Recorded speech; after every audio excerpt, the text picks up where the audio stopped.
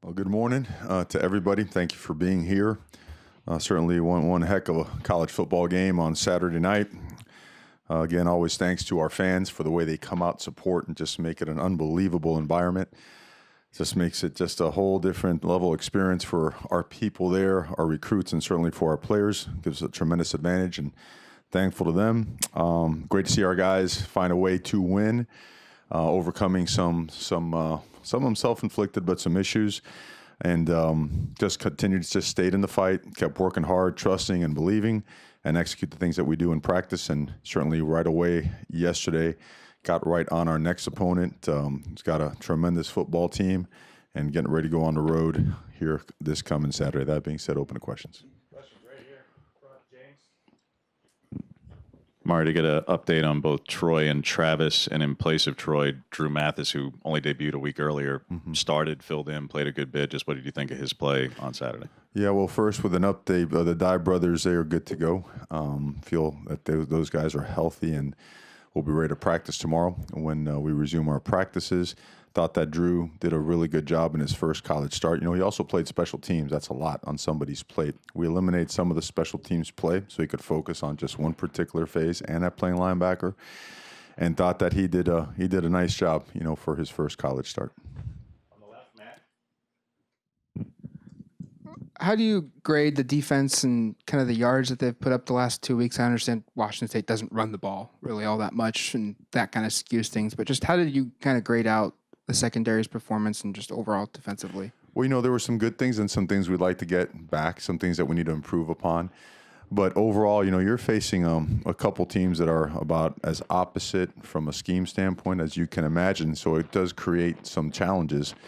And at the same time, you know, we were able to create a couple of really big stops, a pick six, which of course changes the complexion of the game. And then some things that we want to continue to work on, you know, in terms of our eye discipline and the way we pass things off, whatnot on the back end. But overall, these guys are a group that we really trust and believe in, and we've played some really good football throughout the year, and we'll continue to get better. On the right, Ryan. Mario, before the drama of the last two drives, you guys had a 4th and 6 at the 33, I think. How tough was that decision to punt there instead of maybe going for it or kicking a field goal to try and get a 2-score lead? That's a tough one. I felt the field goal was not the option at the time. We just haven't gone 50-plus. 4th and 3 would be an easy one. 4th and 4 easier. Chance on 4th and 6, not great. Chances at an opponent scoring from their 33-yard line as opposed to their 10 is, you know, I wouldn't say astronomically, but significantly different. The odds are certainly in favor of your team if they have to try to score a touchdown starting a drive at their 10-yard line. So, but yeah, that's one that was, you know, took a little quick analyzing and just went with what we felt was right. AJ. Coach, I was just wondering, you know, now you've had a chance to review the film, any more kudos to hand out? Because there were quite a few nice performances on Saturday. When you have a victory like that, and I think, you know, over the past couple of weeks, our team has found different ways to win. So I think first that's a testament to the character, to the care factor, to the brotherhood of the guys in the locker room, because winning football games are hard. And, you know, sometimes people say they worry about emotional roller coasters coming off of a big win on the road and whatnot. And, you know, that we knew that Washington State was going to present some challenges. We knew they were a more difficult, a very unique scheme. And we knew that somebody in that locker room and sometimes an unexpected person was going to have to step up and make plays. And I think everyone in their own respective right made a significant play in that game. So I think across the board there'd be a lot of guys to mention. But I think that our team and our staff just feels comfortable in saying, giving it to the team, you know, instead of just picking out individuals or whatnot. So just proud of the team effort. Back to Camden, I think you mentioned 50 might have been a little bit long. Do you feel like he's now made 5 in a row? Do you feel like you're kind of more confidence, maybe expanding his range a little bit, and kind of where's the comfort zone right now with him? We're going to work more, more in that 50-plus range because he has the leg to do so, and he has done it in practice. Just his accuracy in 49 and less has been really, really good. Particularly the last 2 weeks, he's been batting 1,000 from that range, and he did so on Saturday. So. Excuse me. So, yeah, we feel that the more work he gets, and we do put him in situations where he's under duress in practice at the end of 2 minutes, surround him with the players, make noise, whatever we got to try to distract him. He's been really good. So, yes, we have plenty of confidence in him. On the right, Ryan. Graham Harrell is obviously a Mike Leach disciple or part of his tree. Does that help your defense having just faced the air raid, or does he do things differently? Well, they have their own flavor. I mean, they personnel use is different. They're as talented as you'll see around the country, period. And they're very well coached, very explosive. So I think at this time of year when teams have played so many games, you see some overlap concepts, and at the same time you have to make sure that you work on the things that might have been effective against you, because if not, they'll show up again. But we feel very confident in that, the fact that there might be some carryover, but that our preparation will be executed to the point where we'll be ready to play against whatever it is we see on Saturday. In the middle, Warren. Coach, there's an old line in sports that says good teams learn how to win. They know how to win. I'm just curious, over the last couple of years since you've been here, especially with their win at Washington and then this week, has this team begun that process to learn how to win, or are they there yet? Or are they learning how to win those tough games? It's interesting. Last Friday we always have a video to set the mind right for our Fast Friday approach, and it started off with Tiger Woods talking about how you just never arrive. I think his first Masters victory was 20 plus years ago, and then leading up to the past spring, and talked about that, and it really hit home with the team. I don't think you ever arrive. I think it's a cardinal sin as it relates to sports and just individual competitors to ever think that. I think ever since last year we have been learning how to sometimes grind out a tough win, sometimes jump on a team, sometimes be able to withstand a surge from the other team.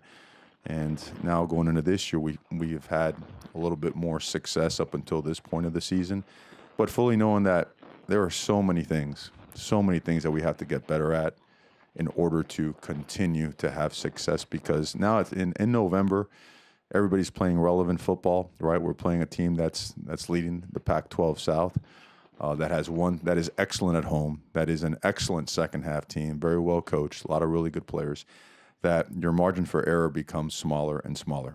Therefore, technique and fundamentals really come into play at this time of year. Wanting to play hard and have a lot of passion is awesome. It's a major ingredient. But the other ingredients have to match up, and those ingredients are technique and fundamentals. Front left, Matt. When Breland went down, I don't know if anyone could fairly say you need to replace what he did, but Spencer Webb, the last couple of weeks, I think last 2 games, 5 catches, 75 yards and a touchdown, 5 straight catches for first downs for him. Just what have you seen from him over the last couple of games, and kind of where he fits the rest of the season?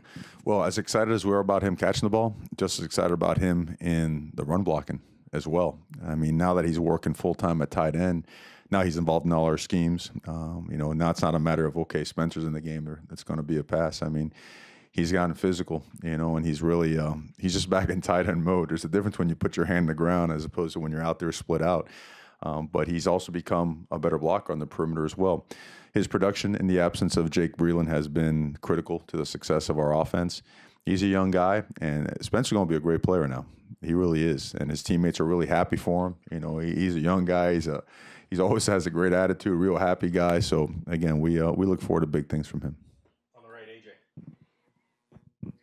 Coach, that extra point miss could have been huge in that game. Is there anything you coaches can or need to do to tighten up that unit?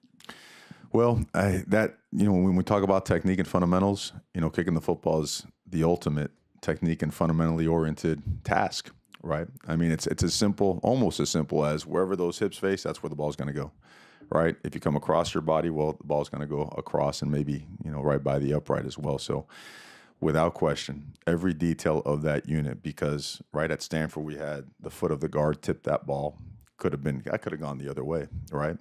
And in a game like this, we had to play catch up. We had to score on a 2-point conversion to have a shot to win at the end. Well, that 2-point conversion became even more critical to have. So yeah, it becomes a domino effect that things like that become a reality. So yes, sir, we are fully committed to making sure that our PAT and our field goal unit is operating at the highest level possible. Can't have those mistakes.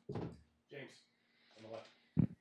Understand that Jawan is listed as a backup to Brian on the depth chart, but there's always a rotation there, Mario. But production-wise, this past week, he certainly has had big catches there down the stretch, higher than Brian has had in any game this season.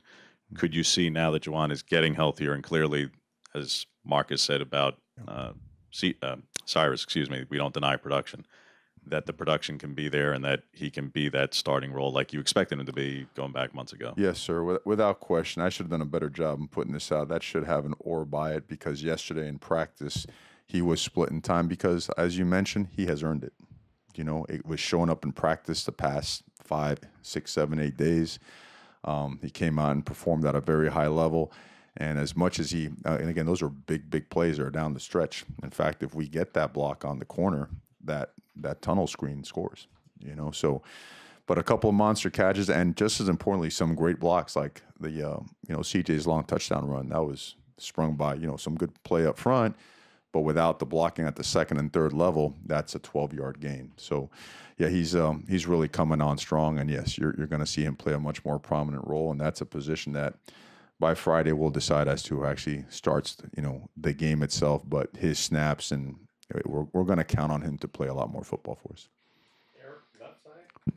Always seems to be a correlation between getting after the passer and defending the pass. Last 2 weeks seems like those numbers have gone down a little bit. What have you seen there? And then I guess what's the key in correcting that going forward? We've got to do a better job getting to a quarterback and affecting a quarterback. I think most quarterbacks at this level, particularly in our conference, if they have time to throw, it's hard. It's really, really hard. And you know what? We've had some success rushing the passer. We've worked some really good edges and got some good pocket push before. And we've got to continue to improve that because again, as mentioned, it's hard. It's difficult if you can't get an opportunity to affect the passer. Middle left, Rob. Getting to that time of year with bowl projections and playoff projections coming out, do you feel like, and your team's starting to get some chatter in that regard based on the winning streak, you feel like you guys are equipped to handle that and not let it affect things? That's a great point. I think that's always going to be the monster that we're faced with, right, with our generation. I think you quickly acknowledge the fact that it's there, but you also acknowledge the fact that, okay, we're having success. We are climbing, but we're also climbing because other teams had some mishaps on Saturday. That's the bottom line. That's the truth. And then immediately we jump back into the fact that our operation and our process is working because it's as simple as this is the most important game of the year because it's the next game. And we're not going to stray from that. We can't stray from that. I don't know if anyone's good enough to stray from that. Maybe they are. But for us, it's going to be about, being where our feet are and focusing on the task at hand. Left, Matt. So many players on this team are from Southern California. Do you play into this week of they're going home, and obviously there's going to be a ton of ticket requests and people want to see him and whatnot? We're there for a reason, or do you embrace that coming home mentality for some of these guys? I think you must have been in our team meeting yesterday. That's a great question because we recruit Los Angeles so hard, and we love it. We're going to continue to do so, and I think the juice behind going home to play is going to naturally be there. The part that you address is the fact that, we really approach going on the road in a certain kind of way that has really been effective for us this year. And it has nothing to do with how many family and friends we get to the hotel to say hello, right? It has nothing to do with how much we can scramble to get tickets. All those things are just extra noise and extra distractions, right? We have a simple goal, every single week, and we don't ever want to stray from that. And it starts with how you handle Sunday all the way through game time and all the way to the end of the game. So it's been addressed. We'll continue to be addressed. And our guys are looking forward to playing on the road. Time for two more, James. USC's wide receiver core is obviously particularly talented and deep. Mike's brother among them. Just what do you think of that? The big three in particular, starting with Michael, but obviously Amon-Ra as well, and et cetera.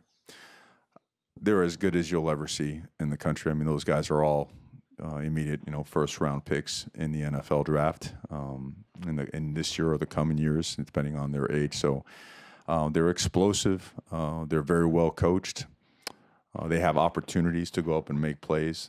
They do an unbelievable job with the 50-50 balls. They high point balls. They're technically and fundamentally sound, and they play hard. You know, they play hard with the ball in their hands or without the ball in their hands. So, very impressive group of wide receivers. Impressed with their team overall.